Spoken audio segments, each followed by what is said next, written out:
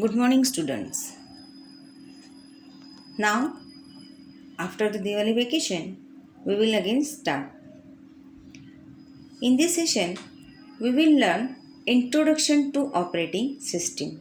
Our chapter number 5, Introduction to Operating System. First of all, we will learn what is the operating system and what does it exactly do. Even though the CPU is very fast, it can basically do simple operations like adding two numbers, multiplying two numbers, etc. But how much more? Even simple operation like input of a number or output of a number or converting a string of character to uppercase or displaying an image on the screen must be built up on the top of these basic capabilities. That means whatever you are writing, convert into binary form and again convert into presentation on your shell. Okay, whatever the instructions you are giving to the computer, accepting that instruction and do work as per that instructions by writing the series of basic instruction. So also the computer has large number of peripheral devices. Peripheral devices in the sense whatever is the devices, peripheral means which is attached, which is non-movable. Okay, so peripheral devices means your scanner, your printer, mouse, LAN, router, etc. So all these devices are known as the peripheral devices. Okay, so optical disc, printer, other removable devices. Operating these devices require executing a long and complex of basic instruction. Modern computer system has variety of resources like CPU, memory, secondary storage, peripheral devices, network, etc. These are accessed by multiple programs running concurrently. What do you mean by multiple program? That means if you are having printer, many you are taking the print from Word, from Excel, from PowerPoint. Many applications are using that same printer, and in the same way you are using the scanner also. Then if you are having the speaker, you are playing music on this. If you are having mic, you are recording to this. So running concurrently sometimes on behalf of a different user. That means if you are having the LAN, if you are working with the LAN, so many users are using the same devices. Clearly, this needs to be some authority that regulates and mediates access to these resources. A computer without any kind of software for above operation is practically unusable device. That means if you are having a good system, if you are having a good company CPU, if you are having a large huge monitor, multiple activities devices, that means you are having printer, you are having speaker, if you are having, but nothing is installed on that CPU. It is literally means a dibba. It is a box. It is just an hardware. It is useless for you.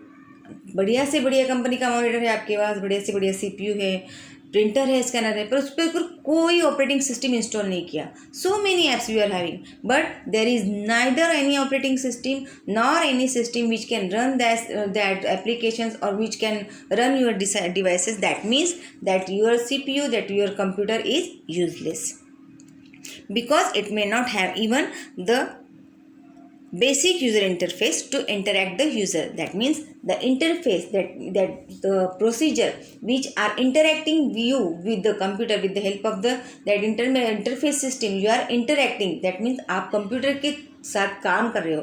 So it is like a bridge between you, that means the end user and the computer. In order to provide consistent experience to the user, they need a common framework for the common human computer reaction. To make computer easier to use, such framework should also provide several types of abstractions and metaphors. That means any operating system, it is not easy to operate with you and any other devices. A file system is metaphor is discussed in another chapter. So, thus an operating system exists to satisfy all these needs because it controls the whole system. It is always the first program to be started when computer system is run. So, in precise word, what we can say, what is an operating system? An operating system is the controller, resource allocator and common service provider. Again, we will repeat this. It is the controller. It is the controller, resource allocator and common service provider for a computer system. Like the government, it performs these functions to ensure smooth and mostly trouble free operations of the computer. एक simple सा example लेकर समझाते हैं. हम अपने ही school का example लेते हैं, किसी भी स्कूल का एग्जांपल लेते हैं. Okay, students are coming in somewhere, they are gathering in any other building or somewhere place.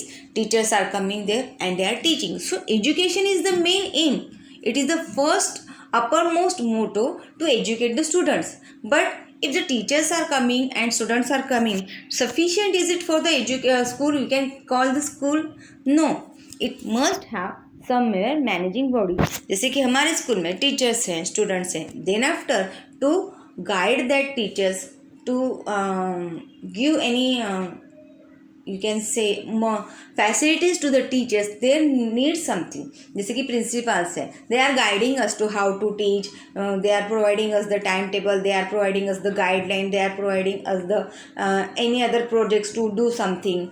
Okay, so they are doing any other activities in the school also. So principal is there to guide the teachers. Supervisor is there to help the principal and again to provide any accessories to the teachers. There is a management body who is collecting and collecting fees from the students, and they are providing facilities. For example, they are providing transportation facility, food facility, any hostel facility, any other resources they are providing. So there is a management body, there is management who is managing all these resources. They are taking fees, they are allocating resources, they are allocating facilities, providing facilities to the teachers, providing facilities to the students. That means this building is providing by them from sketch pen, or you can say from marker, hardboard to projector, any other facility. So all these resources we are using, and these resources are managed by our managing body to manage to provide us the facility. So this management facility, some type of operating system. You can say they are operating the school. They are operating the school.